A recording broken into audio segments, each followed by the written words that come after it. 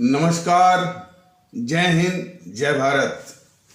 भारतीय अवाम ताकत दल अपने भारतीय भाई बहनों अर्थात अपने देश भारत की जनता अर्थात अपनी भारतीय अवाम से भारतीयता आधारित आपसी श्रद्धा, भारतीयता आधारित आपसी स्नेह, भारतीयता आधारित आपसी प्रेम, भारतीयता आधारित आपसी अखलाक मोहब्बत, भारतीयता आधारित आपसी सहयोग, भारतीयता आधारित आपसी सम्मान, भारतीयता आधारित आपसी एकता, भारतीयता आधारित आपसी भाईचारा तथा भारतीयता आधारित आपसी सद्भाव को समझने व उसे आत्मसात करके वैसा ही और उसी अनुसार आचरण एवं व्यवहार करने हेतु और इसके समस्त भारत में प्रचार प्रसार करने हेतु और इसकी अहमियत और महत्व को प्रत्येक देशवासी को समझाकर उसे अपनाते हुए वैसा ही और उसी अनुसार आचरण एवं व्यवहार करने हेतु और प्रत्येक देशवासी को अपना ही भारतीय भाई बहन मानकर, समझकर, अपनाकर उनके साथ वैसा ही और उसी अनुसार आचरण एवं व्यवहार करने हेतु सतत, सदैव और हमेशा अदब के साथ, आदर के साथ अर्ज करता है, विनती करता है। कल का जो चौथे चरण की जो मत पढ़ना था उससे काफी उत्साहवर्धक जो है सूचनाएं मिल रही हैं। अखिलेश महोदय तो जैसा कि बताया गया पहले वो हथियार डाल करके 11 मार्च का टिकट कटवा करके अपना लंदन जा रहे हैं। उसके उनके पदाधिकारी और कार्यकर्ता कह रहे हैं कि हमको अनाथ छोड़ करके मत जाइए। इस तरह से कितने हैं जो कि अपने समर्थकों को, अपने अनुभक्तों को साथ अनाथ करके जाने वाले हैं। अब बच रह गए हमारे योगी बाबा। तो कल के यानी मत का जो प्रवृत्ति रही है, जो उसका रुख रहा है और इसी प्रकार और भी बढ़ चढ़ करके हमारे भारतीय भाई बहन, हमारे आदरणीय मतदातागण भारतीय भाई बहन उत्तर प्रदेश के यदि और बढ़ चढ़ करके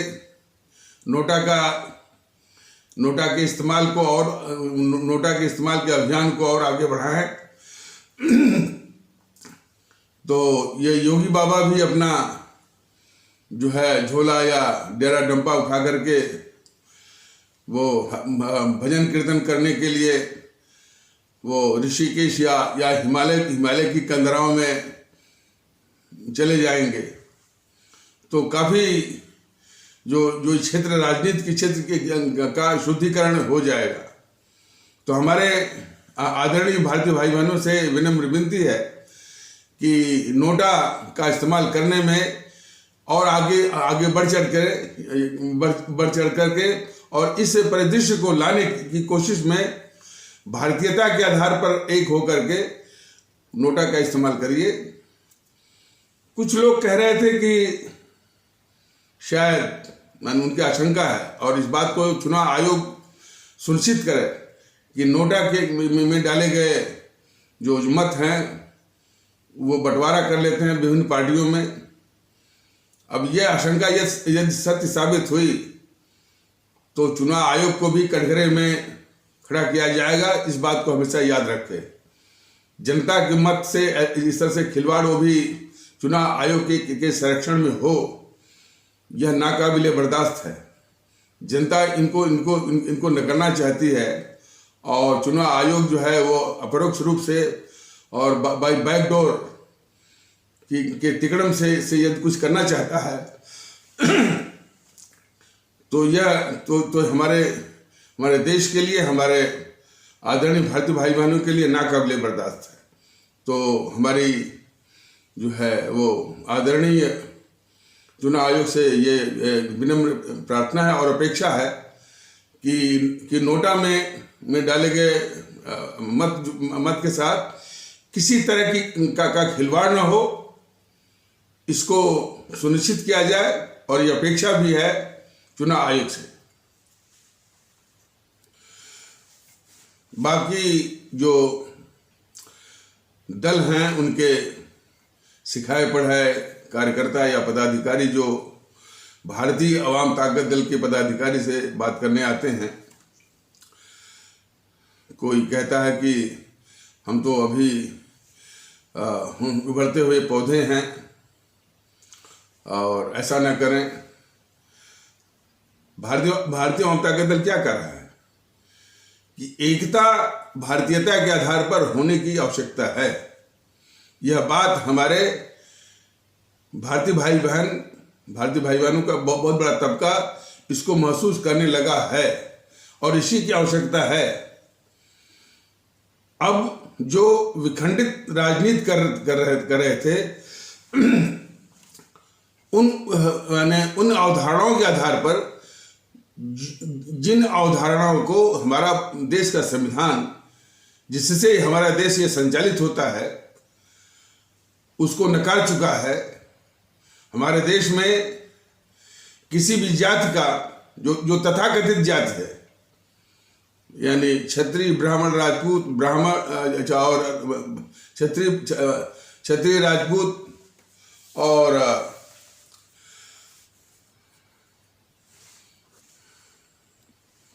क्षत्रिय, ठाकुर, राजपूत, ब्राह्मण, यादव और व्यापारी वर्ग, वैश्य इत्यादि और भी इस तरह से, इसको हमारे देश का संविधान बिल्कुल खारिज कर चुका है। उसने हम सभी को अपने प्रस्तावना के माध्यम से दिए गए संदेश के द्वारा यह स्पष्ट किया हुआ है कि हमारा वजूद सिर्फ कि हम भारतीय हैं। दुख बस इसी बात का है कि ये जो राजनीतिक पार्टियां जो सत्ता के लिए हमारे समाज को विखंडित करके और किन आधार पर, जिन आधारों को और जिन आधार की अवधारणाओं को हमारे देश का संविधान खारिज कर चुका है। 26 जनवरी 1950 को जब हमारे देश का संविधान लागू हुआ तो उसके पहले जितनी भी हमारी पहचान रही हो, जातियों के आधार पर, संप्रदाय के आधार पर, भाषाओं के आधार पर, जिस पर आधार पर, वो सारी पहचान को समाप्त करके या दूसरे शब्द में उसको एमलगमेट करके, और ये बात सिर्फ मैं नहीं कर रहा हूँ, हमारे बाबा साहब इतने बड़े देश के रत्न, देश के हीरा जेम, उन्होंने कहा कि हमारा संविधान एक मेल्टिंग पॉट है, एक पिघलाने वाला एक बर्तन है, जिसमें सभी जितने भी पहचान है, आइडेंटिटीज हैं, उसको पिघला करके बस एक आइडेंटिटी मिली हुई है कि हम भारतीय हैं। इस बात को ये जितनी भी विखंडनकारी ताकतें जो राजनीतिक दलों के वेश में हैं, इन्होंने आज तक हमारे आदरणीय भारतीय भाई बहनों को, हमारे आदरणीय भारतीय आवाम को बताया तक नहीं है कि हमारा असली वजूद, असली और पहला और अंतिम सब कुछ कि हम भारतीय हैं। सवाल इस बात का है। और ये बीमारी यहां तक फैली हुई है कि हमारे देश के उच्च संवैधानिक पदों पर आसीन लोग भी बड़ी बेहयाई से इस सच्चाई को नकारते हैं। हमारे आदरणीय श्री मोदी जी, जो हमारे माननीय प्रधानमंत्री हैं, वह भी देशवासियों को वो भारतीय नहीं मानते, वो अपने को भी भारतीय नहीं मानते। इस बात का प्रमाण कई वाक्यों से हो चुका है। जैसा कि पिछले एपिसोडों के माध्यम से बताया गया है कि जब ये गुजरात के मुख्यमंत्री थे, करीब 12 साल के आसपास, ये बराबर कहते रहे कि हमको 5 करोड़ गुजरातियों की चिंता है। इन मोदी महोदय ने कभी यह नहीं कहा कि हमको गुजरात में रहने वाले 5 करोड़ भारतीयों की चिंता है। इन्होंने कभी नहीं कहा कि गुजरात में रहने वाले 5 करोड़ हमारे भारतीय भाई बहनों की चिंता है। तो ये हमारे देशवासियों को भारतीय नहीं मानते। और सिर्फ मोदी जी की बात नहीं है, कल ये खबर सुनने को मिली है कि वो नीतीश कुमार मुख्यमंत्री रहा है, मुख्यमंत्री यानी कई सालों से है, केंद्र में भी मंत्री रहा है। वो क्या बोलता है, देखिए इन समूह के विचारों से, वक्तव्यों से मन में इतना मेरे क्षोभ है, इतना दुख है, कष्ट है। मैं चाहता हूं कि भाषा की मर्यादा टूटे नहीं, लेकिन ये सब इतने भैया है, इतना बेशर्म है, मेरी भी समझ नहीं आता कि इनको किन बातों से इसे संबोधित किया जाए। ये हमसे त्रुटि हो सकती है। तो इस बेवकूफ को नहीं मालूम है नीतीश कुमार को कि जिस संविधान की शपथ लेकर के वो मुख्यमंत्री पद पर आसीन है, जिस संविधान की शपथ लेकर के वो भूतकाल में केंद्रीय मंत्री बना है, वो संविधान हमको बस एक ही मान्यता देता है, हम भारतीय हैं, we the people of India. लेकिन अभी भी संविधान की शपथ लेकर के मुख्यमंत्री पद पर आसीन और मुख्यमंत्री पद का भोग करते हुए वो संविधान विरोधी बात कहने से वो हिचक नहीं रहा है। तो नीतीश कुमार महोदय जरा, और अकेला नीतीश ही नहीं है, नीतीश की तरह कई होंगे कि जो कि मैंने संविधान की शपथ लेते हैं, संवैधानिक पदों पर आसीन हैं और संविधान विरोधी ही वो बात करते हैं। संविधान में किसी जाति का कोई स्थान नहीं, हमारी एक ही जाति है नीतीश महोदय, कि हम भारतीय हैं। और आपकी कारगुजारियां मालूम है, आप जो है हमारे इस्लाम आस्था वाले भारतीय भाई बहनों में भी आप बंटवारा करते हैं।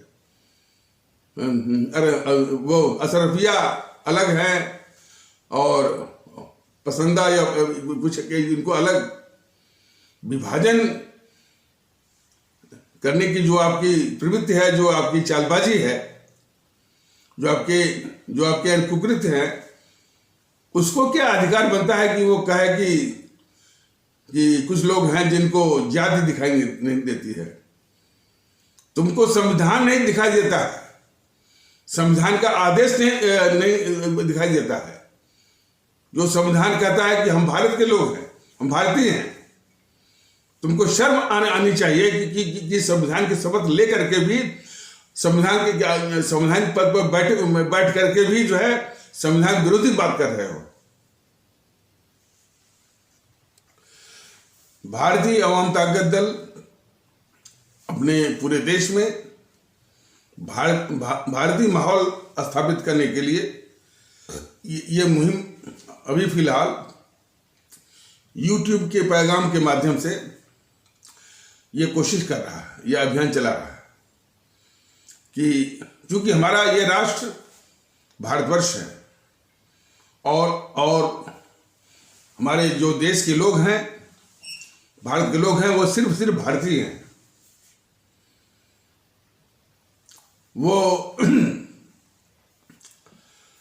वो हिंदू नहीं हैं, वो मुस्लिम नहीं हैं, वो ईसाई नहीं है, सिख नहीं, वो सिर्फ भारतीय हैं।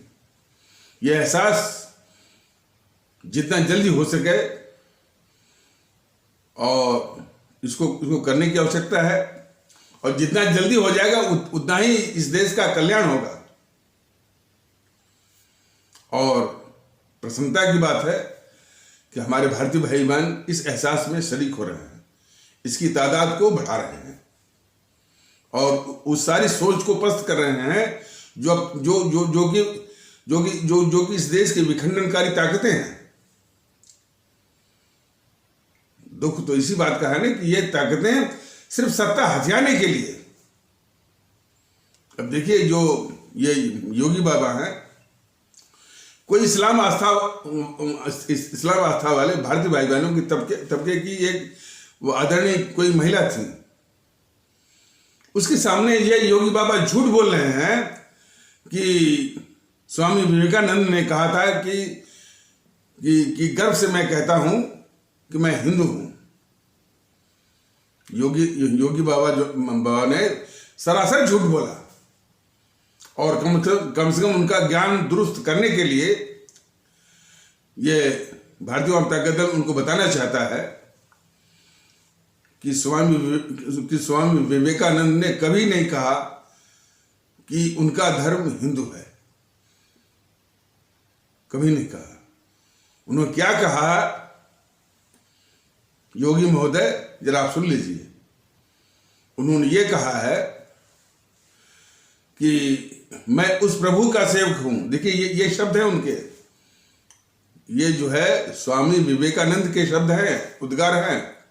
वो कहते हैं कि मैं उस प्रभु का सेवक हूं जिसको अज्ञानी लोग मनुष्य कहते हैं, और इसी प्रभु की सेवा करना और उसकी सुख सुविधा का चिंतन करना ही हमारा धर्म है, और इसके आगे मैं किसी धर्म को नहीं मानता। समझ गए योगी महोदय?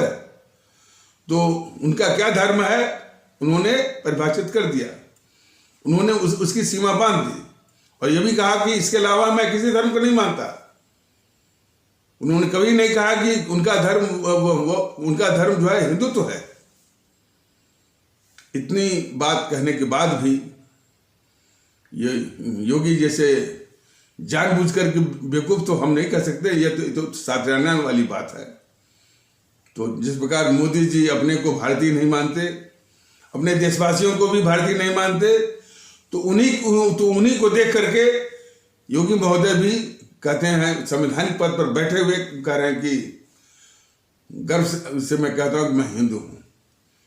इन्हीं सबसे प्रेरणा लेकर के असदुद्दीन ओवैसी जैसे लोग वो पैदा हो गए हैं जो दिन रात मुस्लिम एकता की बात करते हैं। और ये डिग्रेडेशन, ये गिरावट यहां तक फैल गई है कि उसी असदुद्दीन ओवैसी का भाई ये कहने की हिम्मत, और अच्छा उसकी आदत छूटी नहीं है, अकबरुद्दीन ओवैसी की आदत छूटी नहीं है। कभी कहता है कि 10-15 मिनट के लिए जो है पुलिस से सेना हटाइए और मैंने किस स्तर का और कितना बड़ा और कितने बड़े पैमाने पर मैं खून खराबा या मारकाट में मचाऊंगा, वो बोला था। कभी वो कहता है कि यानी हम 15 करोड़ या 20 करोड़ जो है वो जो 100 करोड़ पर भारी हैं। कभी वो कहता है कि हमने जो हमने इन 100 करोड़ पर हुकूमत की है, तो उसकी आदत जाती ही नहीं। लेकिन सिर्फ आलोचना करने से क्या होगा? मोदी महोदय, आपका शासन चल रहा है और आपका सबका साथ सबका विश्वास का शासन चल रहा है, और ऐसे तत्व जो है आपके शासन के अधीन में पाले जा रहे हैं। और अकबरुद्दीन ओवैसी जैसे लोग, असदुद्दीन ओवैसी जैसे लोग कोई अकेला नहीं है। इस समाज को तोड़ने वाली शक्तियां जो है कई अन्य हर कोने से वो फल फूल रही हैं आपके शासन के अधीन। अकबरुद्दीन ओवैसी और असदुद्दीन ओवैसी अकेला नहीं है। किस तरह से आग उगलता है ये वामन मिश्रम किस तरह से आग उगलता है हमारे ब्राह्मण कहे जाने वाले भारतीय भाई बहनों के खिलाफ। अभी इसी चुनाव के दौरान कुछ ऐसे तत्व हैं जो कि सरेआम बोल रहे हैं कि चुनाव खत्म होने के बाद ये ठाकुर ब्राह्मणों को हम लोग जो मार के पीट करके बाहर निकालेंगे। ये सारे वक्तव्य आ रहे हैं। किस तरह का आप वातावरण यानी आप चला रहे हैं? कितना खतरनाक खेल खेल रहे हैं मोदी महोदय, योगी महोदय। जरा इसको देखिए, कैसे हिम्मत पड़ रही है कि वामन मिश्रम इस तरह से बोलता है। कुछ पार्टी के कार्यकर्ता बोल रहे हैं कि हम जो है चुनाव बाद जो है ठाकुर ब्राह्मणों को मार करके पीट करके जो है वो बाहर निकालेंगे। और एक कह रहा है कि 15 मिनट के लिए जो है वो पुलिस और सेना हटाइए। एक कहता है कि हम मोदी के जो है बोटी बोटी हम कर देंगे। ये सारी जो है देश विरोधी ताकतें बिल्कुल माने निर्बाध रूप से बेलगाम हो करके इस समाज में नफरत फैलाना, नफरत की आग फैलाना, ये सब आपके शासन के अधीन चल रहा है। और इसमें आपका इस तरह से उपदेश कि सबका साथ सबका विश्वास, वो किस तरह से ये मजाक है हमारे, किस तरह से एक कोरा मजाक है या क्रूर मजाक है, क्रूर मजाक है हमारे आदरणीय भारतीय भाई बहनों का, अपने आदरणीय भारतीय अवाम का, जो कि इस मुल्क में सुकून खोज रही है, शांति खोज रही है, सद्भाव खोज रही है, आपसी सम्मान खोज रही है। तो ये हमारी जो भारतीय अवाम है, जिसने कि आपको प्रधानमंत्री बनाया है, आज शिकार हो रही है असदुद्दीन ओवैसी का, अकबरुद्दीन ओवैसी का, वामन मसरम का, और सबसे खतरनाक जो ये खेल खेल रहा है गद्दार पुष्पेंद्र कुलश्रेष्ठ। इसकी गद्दारियों को मोदी महोदय शायद आपके शव पर कर रहा, पता नहीं, ये बीजेपी की शव पर कर रहा है, ये भी पता नहीं, लेकिन कितना खतरनाक ये खेल खेल रहा है इसको देश देखा है।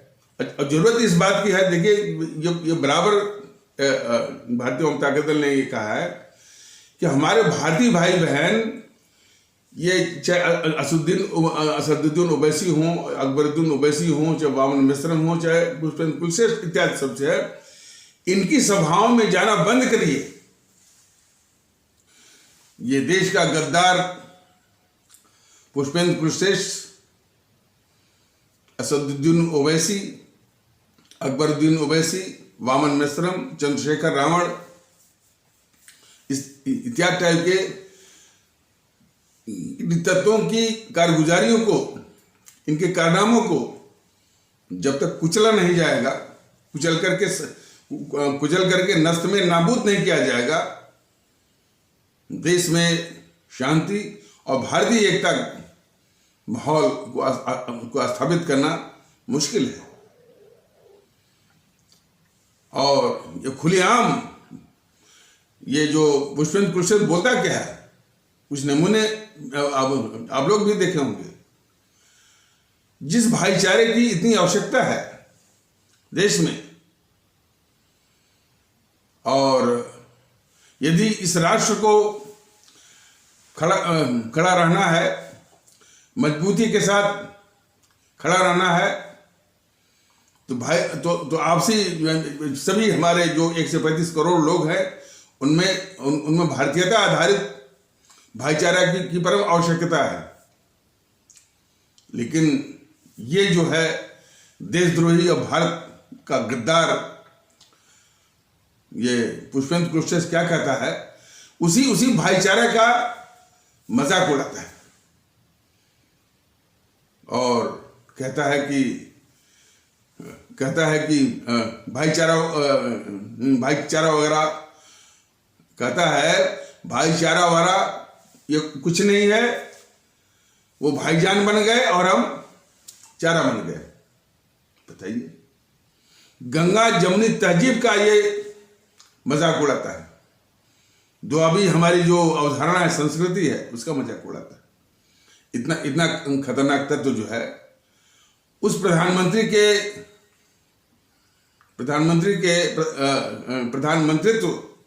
शासन में बोल रहा है, जो कहते हैं कि सबका साथ सबका विश्वास। कैसे होगा मोदी महोदय, जरा बताइए। पुष्पेंद्र कुलश्रेष्ठ जैसे गद्दारों की कारगुजारियों के बावजूद भी लोगों में विश्वास आएगा, सद्भाव आएगा, सबका साथ संभव होगा? देश को बताइए। और जिस भारतवर्ष को भारतीय एकता की जरूरत है, ये अपने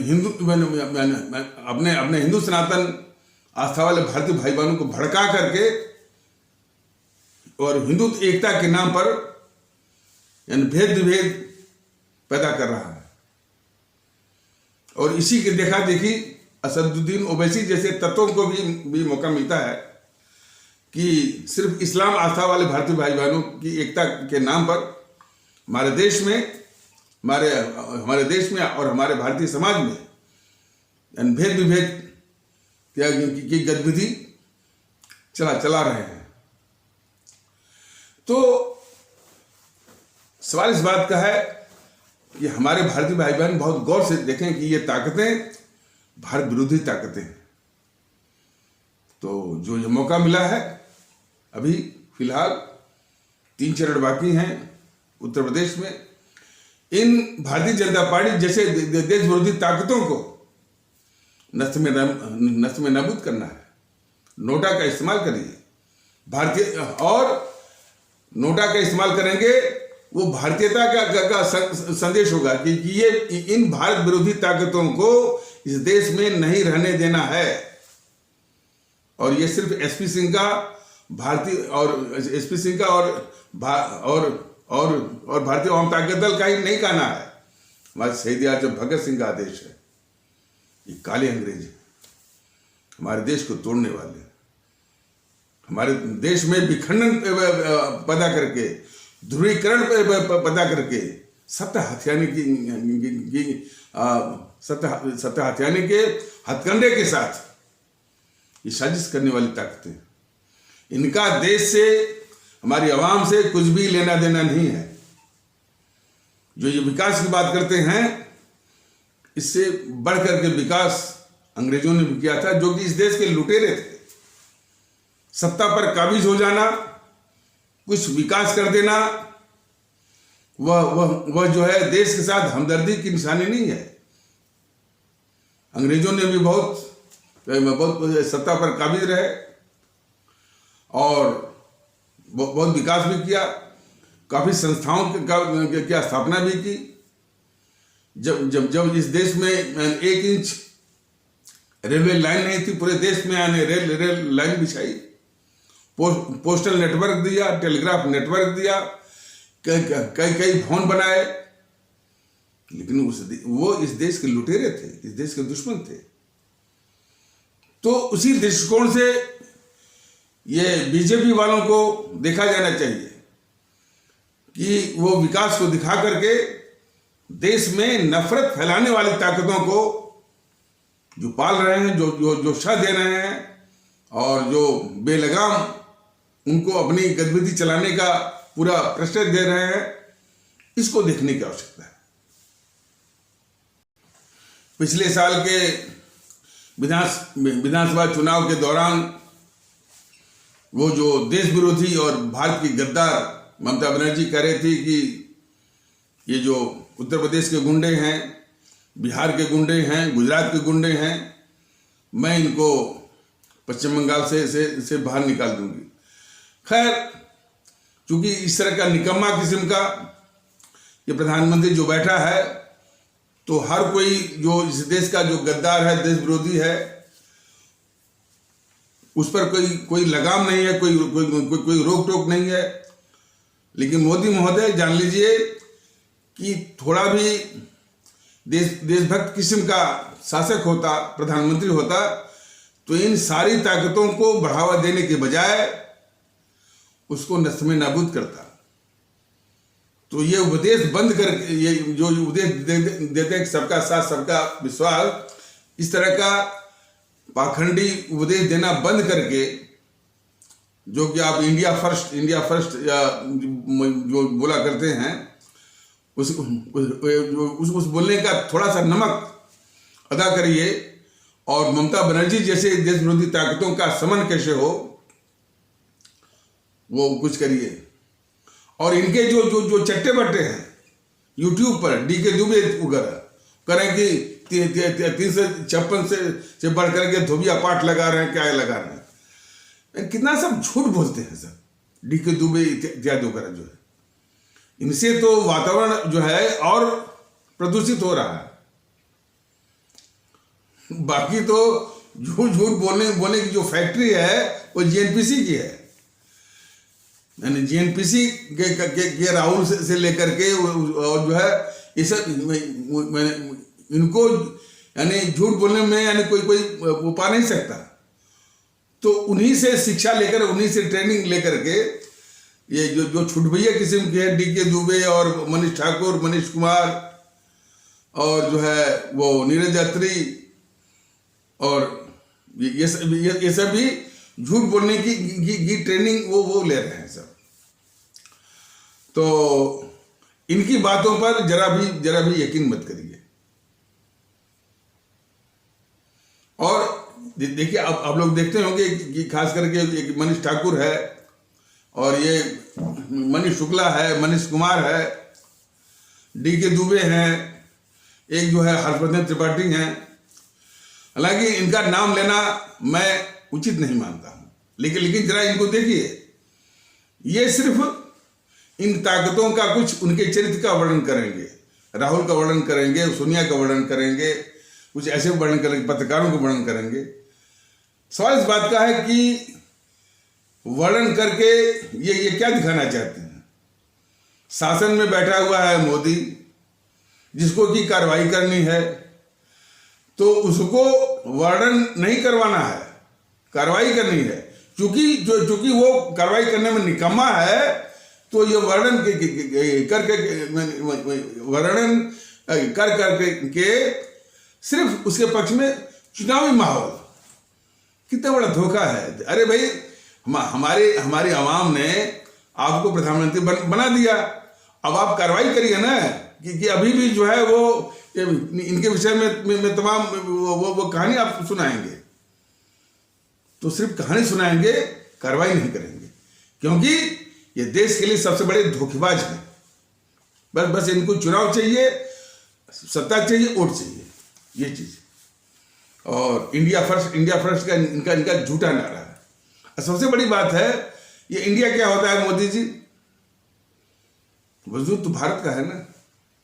भारत की शब्दावली को मोदी महोदय ने पूरा कुचल दिया है। Startup India, stand up India, India क्या है? This India should be driven out. ये इंडिया जो शब्द है भारत से निकाल दिया जाना चाहिए, और आपके मस्तिष्क से भी। वजूद महत्व सिर्फ भारत का, भारतवर्ष का है, इंडिया का नहीं है।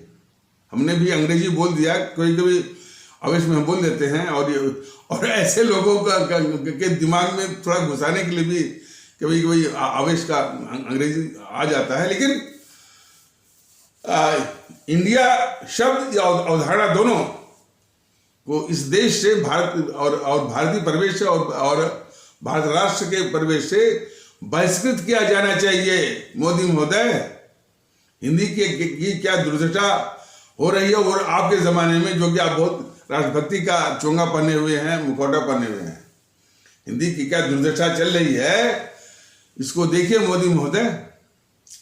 और हमारे देश में देश विरोधी ताकतें किस तरह से हमारे समाज को विखंडित करने में दिन रात सक्रिय हैं, इसको भी देखिए। और इनके रहते किसी भी तरह का जो आप साथ की बात कर रहे हैं और विश्वास की बात कर रहे हैं, वो नामुमकिन। जिस तरह की भाषा का प्रयोग जो है ये गद्दार पुष्पेंद्र कुशवाहा करता है, और कौन वो अपराधी दीपक त्यागी जो कि वो यति नरसिम्हानंद सरस्वती बन गया है, इस तरह की भाषा का प्रयोग करता है। हम ये नहीं कहते, हम जो कि सामने है, इसी प्रकार इस्लाम आस्था वाले भारतीय भाई बहनों के तबके में भी असामाजिक तत्व हैं, उसमें भी कट्टरवादी तत्व हैं, हिंसक और उपद्रवी तत्व हैं। लेकिन उनको पहचानने की जरूरत यह है कि ये सब जो है, ये जो देश विरोधी ताकतें जो कि राजनीतिक दलों के बेच में, जैसे कि जीएनपीसी, गांधी नेहरू परिवार चंडाल चौकड़ी काकस, या जिसको आप लोग भ्रम से या भूल से या गलती से कांग्रेस कह रहे हैं, वो, और ये समाजवादी पार्टी या टीएमसी या आरजेडी इत्यादि, ये इनके एजेंट हैं, इन्हीं के द्वारा पाले जाते हैं और इन्हीं के द्वारा चुनाव जैसे अन्य मौके पर इस्तेमाल भी किए जाते हैं। तो ये उनके एजेंट हैं। तो हमारे सभी भारतीय भाई बहन देश के इसी रूप में समझें कि इनकी इस्लाम आस्था वाले भारतीय भाई बहनों के तबके की जो इस तरह के एलिमेंट हैं, इस तरह की जो तत्व हैं, वो इन्हीं देश विरोधी ताकतों के एजेंट हैं। जो ये ताकतें अपने इन एजेंटों को पालती है, पोसती है और इस्तेमाल करती है। लेकिन उसके लिए पूरे हमारे इस्लाम आस्था वाले भारतीय भाई बहनों के तबके को पर निशाना मत साधिए, उसको मत लपेटिए। वही हाल इधर भी है।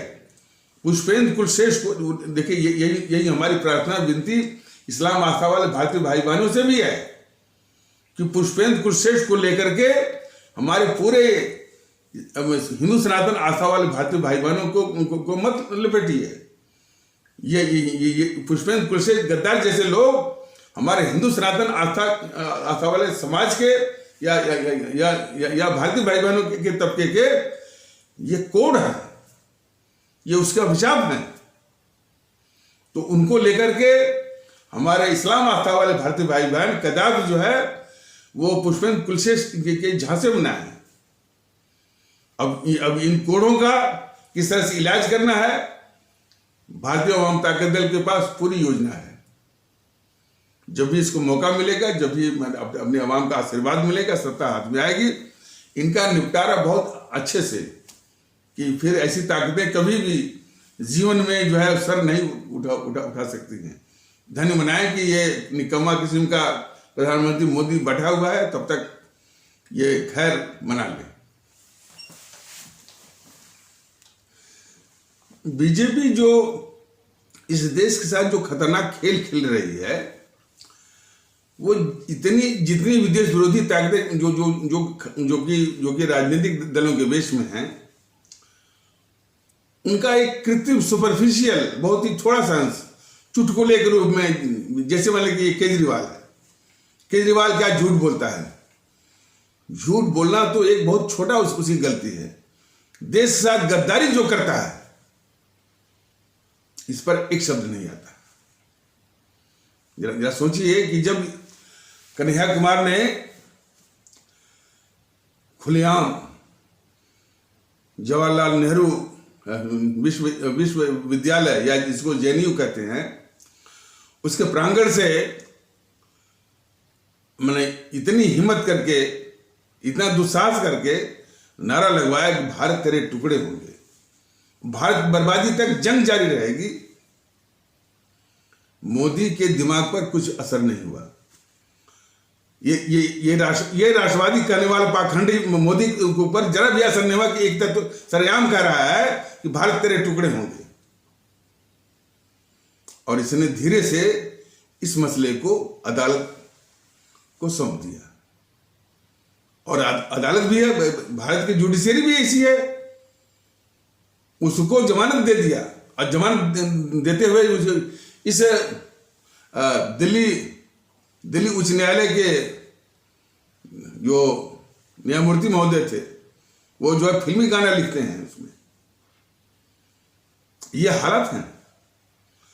उन न्यायमूर्ति महोदय को जरा भी असर नहीं हुआ कि इसने जो है वो नारा लगाया है कि भारत तेरे टुकड़े होंगे। हमको तो ऐसे न्यायमूर्तियों पर वो तरस आता है। उसके पहले ये जो है प्रधानमंत्री महोदय, आपको भी एहसास है, जब आप जो है पिछले साल या 2020 में जब लद्दाख के मसले पर भारत और चीन के बीच में जो सेनाएं तैनात थी और युद्ध और तनातनी जैसी स्थिति बनी हुई थी, अपनी सेना का हौसला या उसका मनोबल बढ़ाने के लिए आप सीमा पर गए थे।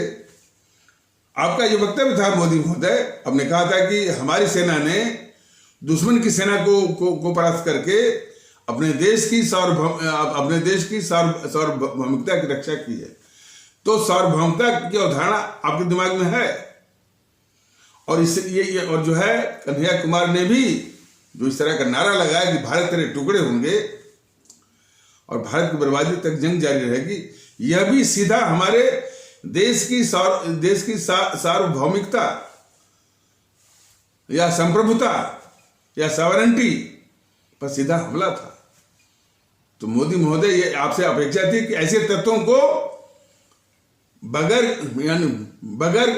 एक क्षण भी गवाए, बगैर एक पल का भी नुकसान किए, तुरंत इसको सेना के हवाले करना था। आपकी ये देश के खिलाफ गद्दारी है कि आपने इसे इतने घोर गद्दार कन्हैया कुमार का बचाव किया आपने, और इसी के बचाव आपने नहीं किया। इसके जो जितने समर्थक थे, आज कैसे बोल रहा है ये केजरीवाल भी यदि सेना के हवाले हो गया होता तो आज ये नौबत ही नहीं आती। उसका समर्थन करने वाला ये राहुल गांधी भी सेना के हवाले हो गया होता तो उसकी नौबत ही नहीं आती। मोदी महोदय, जितने उसके समर्थक आए, केजरीवाल, राहुल गांधी, सीताराम येचुरी, डी राजा, और पांव भी छुआ था ये कन्हैया कुमार, अखिलेश का, ये सब के सब यदि सेना के हवाले हो गए होते तो हमारे जो भारत की धरती है, इस पर जो इन पापियों का जो भार है, कुछ तो भार कम होता, पाप कटता, और एक बहुत अच्छा पैगाम जाता कि देश के खिलाफ इस तरह से वक्तव्य देने वाले और उसका समर्थन करने वाले कि भारत तेरे टुकड़े होंगे, भारत की बर्बादी तक जंग चल रहेगी, उसका अंजाम क्या होता है। लेकिन इस तरह का ये जेएनपीसी वाले कहते हैं कि यूट्यूब वाले सर बहुत गुस्से में बोलते हैं। मैं इन गद्दार जेएनपीसी वाले से जानना चाहता हूं कि उसी घोर गद्दार कन्हैया कुमार को साथ में लेते हैं तो क्या इनको वो गुस्सा नहीं आता है? इनको गुस्सा कब आएगा? इनको गुस्सा आता है जब इनके पैर तले से सत्ता जाती है, तब इनको गुस्सा आता है। और देश का कोई टुकड़े करे, बर्बाद करे, तो इनको गुस्सा क्या है? ये तो इनकी मंशा ही है। एनपीसी की मंशा ही है कि देश टुकड़े में हो जाए, देश बर्बाद हो जाए, जो कि इसी बर्बादी में, देश के टुकड़े में ही तो इनको सत्ता मिलती है। और ऐसे लोग कहते हैं कि यूट्यूब वाले सारे बहुत वो गुस्सा करके बोलते हैं। हमारा तो सभी जितने हमारे भारतीय भाई बहन उनसे भी यही कहना है कि आपको भी गुस्सा आना चाहिए इन सबों की करतूतों पर, कि कितने खतरनाक ये गद्दार हैं देश के। वो नारा लगवाने वाला देश का घोर गद्दार कन्हैया कुमार जब नारा लगाया कि भारत तेरे टुकड़े होंगे, भारत की बर्बादी तक जंग जारी रहेगी, देश के गद्दारों का तांता लग गया। देश ने देखा होगा, ये देश की सबसे खतरनाक संगठन वामपंथी, हमारे देश की जो संवैधानिक प्रक्रिया है, चुनाव, इलेक्शन, पार्लियामेंट्री इलेक्शन 2019 का, उसको इस गद्दार वामपंथियों ने जो है टिकट दे दिया बेगूसराय बिहार से लड़ने के लिए। ये देखिए गद्दारी जो है वो वामपंथियों के कितने खतरनाक किस्म के देश के दुश्मन है देश के अंदर। और ये मोदी महोदय क्या बोलते रहते हैं? सबका साथ, सबका विश्वास। क्या पाखंड है, क्या देश को धोखा दे रहे हैं। तो उसको इन वामपंथियों ने उस घोर गद्दार कन्हैया कुमार को संसदीय चुनाव या लोकसभा चुनाव लड़ने के लिए बेगूसराय बिहार से टिकट दे दिया। उसके पक्ष में चुनाव प्रचार करने के लिए, देखिए अभी बताया गया कि देश के गद्दारों का तांता लग गया, तो फिर वो वहां से बॉलीवुड से वो जावेद अख्तर और उसकी बीवी समान आदमी आई, ये गद्दारों का। और उस जावेद अख्तर और उसकी समान आदमी या उसके साथ वो भी आए थे, स्वरा भास्कर भी आई थी। इसका बॉलीवुड वालों ने बहिष्कार नहीं किया।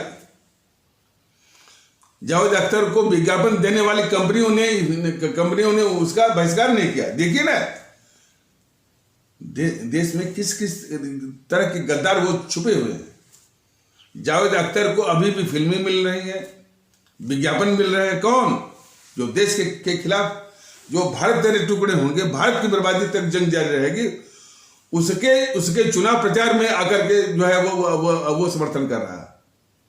उसको यानी कंपनियां, जो विज्ञापन की कंपनियां उसको विज्ञापन दे रही हैं, फिल्म बनाने वाले उसको फिल्म दे रहे हैं। ये सब गद्दार है, स्लीपर सेल है सब। ये समझने की आवश्यकता। इतनी खतरनाक स्थिति में ये मोदी कहता है कि सबका साथ सबका विश्वास। आज कुछ नमूने वो बताए जा रहे हैं कि कितना धोखा दे रहा है ये मोदी जो देश को। और यही नहीं,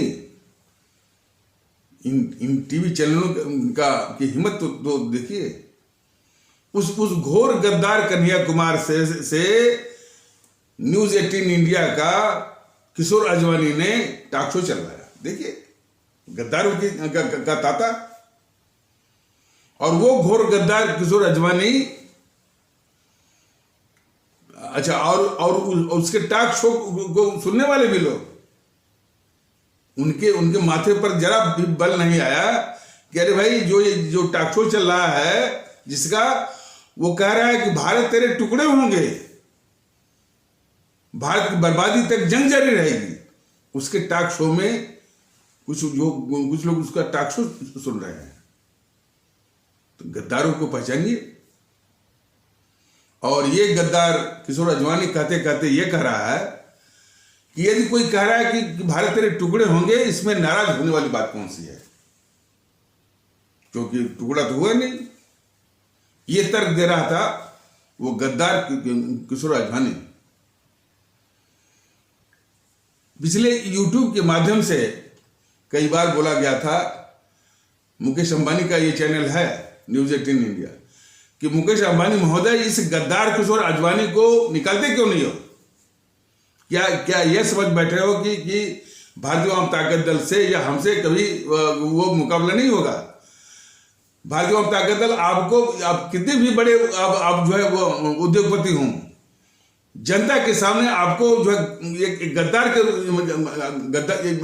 गद्दार जो है वो पत्रकार का समर्थन करने के आरोप में आपको बहुत अच्छी तरह से आपको जो है वो बेनकाब करेगा। भूलिए मत इसको। देश के गद्दारों की पहचान धीरे धीरे भारतीय जनता दल अपने देशवासियों को बता रहा है। तो अभी भी समय है। और इस वीडियो का संदेश जो है वो मुकेश अंबानी तक आप सभी लोग इसको पहुंचवाइए। और अभी भी समय है, इस गद्दार किशोर अजवानी को निकाल बाहर करें, जिसने ये कहा कि यदि कोई कहता है कि भारत तेरे टुकड़े होंगे और भारत की बर्बादी तक जंग जारी रहेगी, तो इसमें नाराज होने वाली बात कौन सी है? भारतीय जनता दल को और मुझे बेहोश होकर के एक ऐसे उदाहरण का सहारा लेना पड़ा जो कि मर्यादा के खिलाफ है, लेकिन हमारी व्यवस्था है। और मेरी समझ में नहीं आ रहा था कि मैं इससे अलग मैं क्या उदाहरण दूं उसको, जो है उसको आईना दिखाने के लिए मेरी समझ में नहीं आ रहा था, लेकिन देना पड़ा हमको, मजबूरी थी, व्यवस्था थी।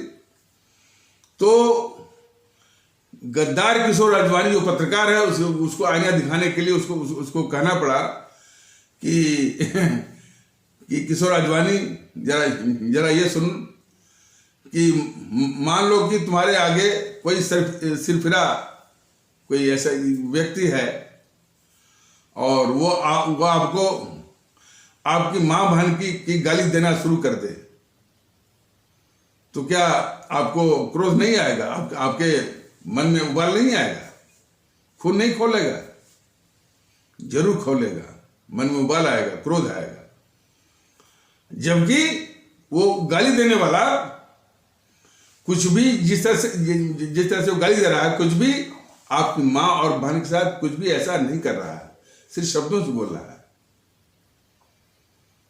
तो सवाल इस बात का है कि जो व्यक्तिगत मामला हो तो एक पैमाना, देश की बात हो कुछ नहीं, दूसरा पैमाना। ऐसे लोग ही तो देश के गद्दार होते हैं। ये सारी बातें जो है देशवासियों को जानना चाहिए। और इसके बाद एक बार और किसी चैनल में राष्ट्रवाद पर प्रलाप वो करवा रहा था, कोई चैनल शायद आज तक या कोई है किसके द्वारा, जिसने नारा लगाया कि भारत तेरे टुकड़े होंगे और भारत की बर्बादी तक जंग जा रही, उससे राष्ट्रवाद पर प्रलाप इस घोर गद्दार कन्हैया कुमार के द्वारा कुछ लोग सुन भी रहे थे। और विशेषता इस बात की रही कि अपने को राष्ट्रवादी कहने वाले, राष्ट्रवाद का मुखौटा पहनने वाले अपने एक प्रवक्ता वो समित पात्रा को उस कन्हैया कुमार के राष्ट्रवाद पर प्रलाप वाली संगोष्ठी में बीजेपी वालों ने, कौन बीजेपी जो कि राष्ट्रवाद का मुखौटा बनती है, दम भरती है, वोट बटोरती है, उसने समित पात्रा को भेजा था उस कन्हैया कुमार के राष्ट्रवाद पर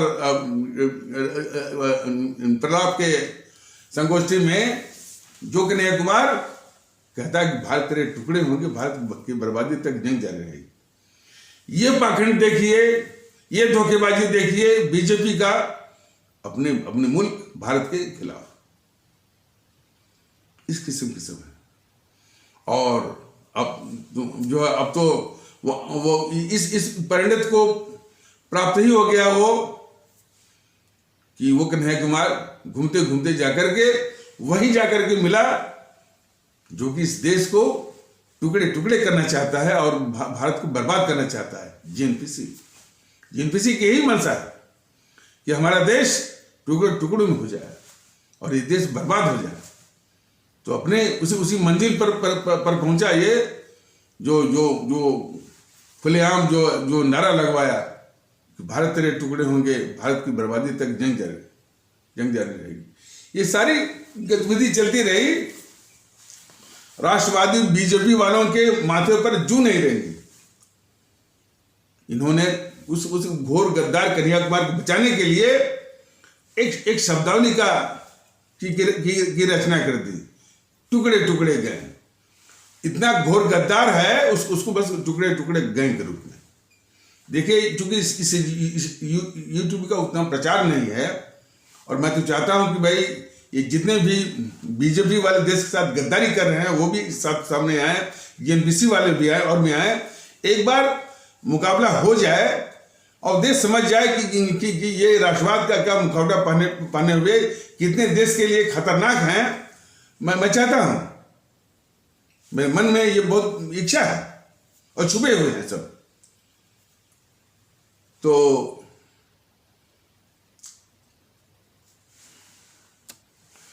उसी समय जिसमें कि ये देश विरोधी ताकतें क्या तांडव कर रही हैं, उसी जो आग लगा रहे हैं देश में। एक कहावत है अंग्रेजी में, to fish in the troubled waters, अंग्रेजी में है, या हिंदी में भी कहावत है कि जब आग लगी हो उसी में जो कुछ स्वार्थी तत्व उसमें अपने स्वार्थ की रोटियां सेकते हैं। तो देश विरोधी ताकतें वाम दलों के रूप में और कई पत्रकार और मीडिया तो दुश्मन चीन के द्वारा खरीदे गए हैं और कुछ पकड़े भी गए हैं।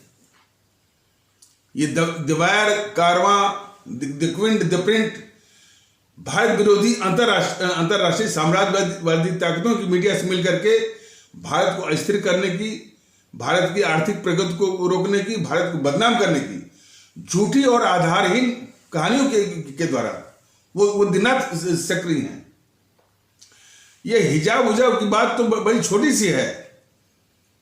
हिजाब, कभी हिजाब की बात, कभी ये बात, कभी वो बात, सिर्फ इस भारत को कमजोर करना और इन कमजोर करने वाली ताकतों को उनको बेदम करना, उनको पंग करना के बजाय ये मोदी सरकार जो है, ये मोदी महोदय जो है, ये सारी ताकतों को उनकी गतिविधि जो है वो निर्बाध रूप से चलती रहे, इसका पूरा प्रश्न है, इसका पूरा ये व्यवस्था किए हुए।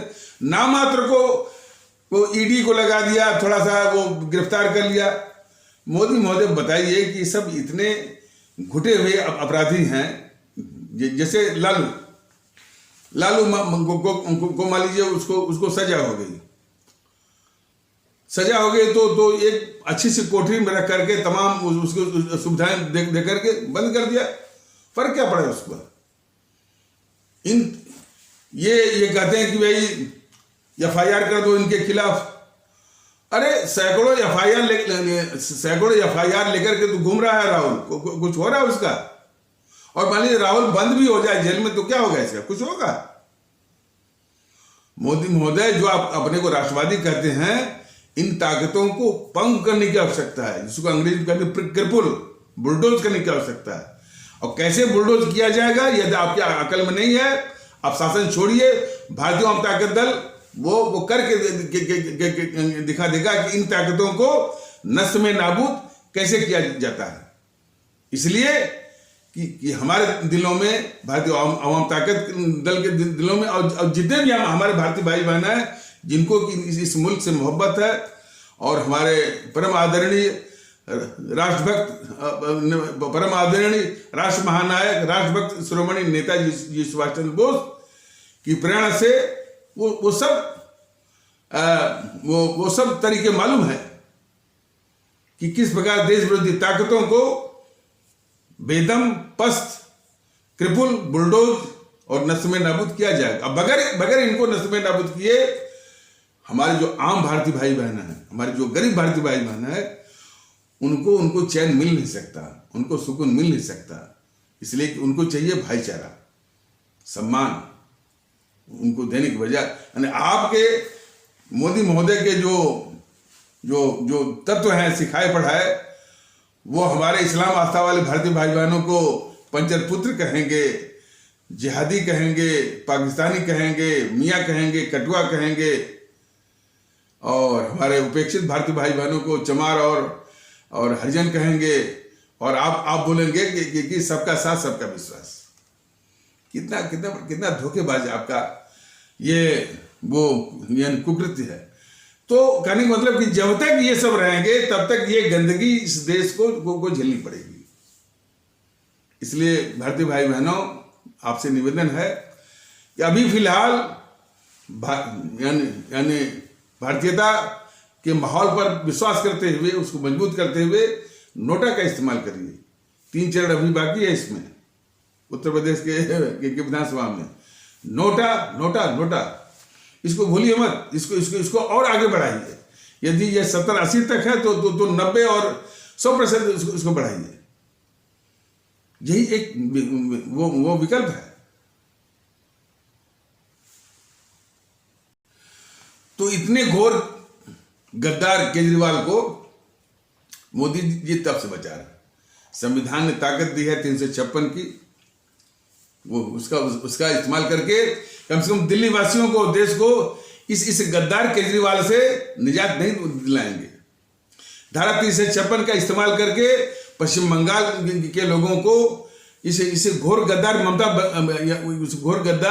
ममता बनर्जी से निजात नहीं दिलाएंगे। वो गवर्नर जो है वहां के केरल के आरिफ मोहम्मद खान, उनके बोलने से क्या होता है? धारा 356 का इस्तेमाल करके केरल के हमारे जो भारतीय भाई बहन हैं उनको इन वामपंथी देश के गद्दार वामपंथी और उसी सरकार से मोदी महोदय निजात नहीं दिलाएंगे। और स्टालिन भी है, इसके जितने भी सिपा सालार हैं मोदी के, ये प्रदीप सिंह वगैरह, बस उसका वर्णन करेंगे। यानी मोदी जी यानी बिल्कुल निकम्मा किस्म का बैठा हुआ है, उसके विषय में नहीं बोलेंगे। ये प्रदीप सिंह वर्णन करेंगे, मनीष ठाकुर वर्णन करेंगे, हर्षवर्धन त्रिपाठी वर्णन करेंगे, लेकिन जिसको कार्रवाई करनी है उस पर एक शब्द नहीं। यही धोखा है ये धोखा है बीजेपी का। और देश की खतरनाक ताकतों को, इस राहुल गांधी से बढ़ के इस समय कोई खतरनाक तत्व नहीं है इस देश का। हर वक्त देश के दुश्मनों, चीन पक्ष में बोलता रहता है। और खास करके जो चीन की जो प्रोपेगेंडा मशीन है ग्लोबल टाइम्स, उसकी बातों को उठा करके डोकलाम के मुद्दे पर जब अपने दुश्मन, ये जरा बहुत गौर से सोचिए, जिस समय युद्ध जैसी स्थिति हो, डोकलाम के मुद्दे पर जो 4 साल पहले यानी भारत और चीन के बीच में जो है वो युद्ध जैसी स्थिति, और वो युद्ध जैसी स्थिति क्यों आई? वो वास्तव में डोकलाम क्षेत्र है, वास्तव में इसका भूटान का। अब भूटान के रक्षा करने की जिम्मेदारी जो है वो भारत पर है। और मैंने जैसे बताया कि आप भारत का नक्शा देखिए, तो जो पूर्वोत्तर जो क्षेत्र है हमारा, तो वो लगता है कि पूर्वोत्तर क्षेत्र और पश्चिम बंगाल के बीच में एक पतली सी चीर है, पतली सी पट्टी है, जो कि करीब 50 किलोमीटर लंबी होगी और 18 या 20 किलोमीटर चौड़ी है। इसी पर भारत विरोधी जितनी भी ताकतें हैं, भारत के अंदर भी भारत और भारत के बाहर भी, उनकी नज़र इसी पर रहती है। उसी को बोलते हैं चिकन नेक, या मुर्गा या मुर्गी का गर्दन। उसी को काट करके भारत को पंग करना चाहते हैं। तो इसी मंशा से वो चीन जो है डोकलाम में तमाम अपना जो निर्माण का जो उपकरण है, तमाम ड्रेजर और जैसे भी मशीन और सड़क बनाने वाले जितने भी उपकरण और हथियार लेकर के सब आ गए थे। तो भारत जो है उसके इस खतरनाक मंसूबे को पहचान लिया, और सेना जो है डट गई हमारी, उसकी भी डटी रही, और करीब 70-72 दिन तक जो है वो सेना आपस में नहीं, बाद में उस चीन को हटना पड़ा। तो उस दौरान ये गद्दार राहुल गांधी हमारे दुश्मन चीन के राजदूत से चोरी छिपे रात के अंधेरे में मिलता है। इसी तरह इसकी और भी गद्दारियां हैं। उस गद्दार राहुल गांधी को ये मोदी महोदय बीजेपी वाले ना तो गद्दार कहते हैं, ना तो मीडिया वालों से गद्दार कहलवाते हैं, और कहते हैं कि ये तो पप्पू है, जानकार नहीं है, इसको बोलने की तमीज नहीं है, बोलने की सबूत नहीं है। इस तरह की गद्दारी बीजेपी वालों या मोदी महोदय, इस तरह की गद्दारी यह देश माफ नहीं करेगा।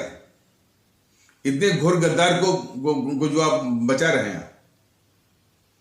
हमारी सेना जब पराक्रम करती है, शौर्य दिखाती है, तो उसका सबूत मांगता है। अपनी सेनाध्यक्ष को जो है किसी से सड़क का गुंडा कहलवाएगा। दुश्मन पाकिस्तान के सेनाध्यक्ष को गले लगाने के लिए अपना दूत नवजोत सिद्धू को भेजता है। कहाँ तक बताया जाए? इतने खतरनाक जो है ये राहुल गांधी को मोदी जी हर सुविधा दे रहे हैं गद्दारी करने का। ये देश की स्थिति बड़ी खराब है। इसलिए भारतीय भाई बहनों, ये जिम्मेदारी अब आप लोगों के ऊपर है। आप लोग एक होइए भारतीयता के आधार पर। 3 चरण बाकी है, और नोटा का इस्तेमाल करके योगी महोदय को भी मजबूर कर दिए कि वो भी अपना डेरा डंपा झोला उठा करके हिमालय की कंदराओं में या ऋषिकेश या हरिद्वार चले जाए भजन कीर्तन करने के लिए, फिर वो वापस न आए। तो इन्हीं आवश्यक शब्दों के साथ इस आवश्यक पर चर्चा को यहीं पर विराम दिया जाता है। तब तक के लिए नमस्कार, जय हिंद, जय भारत।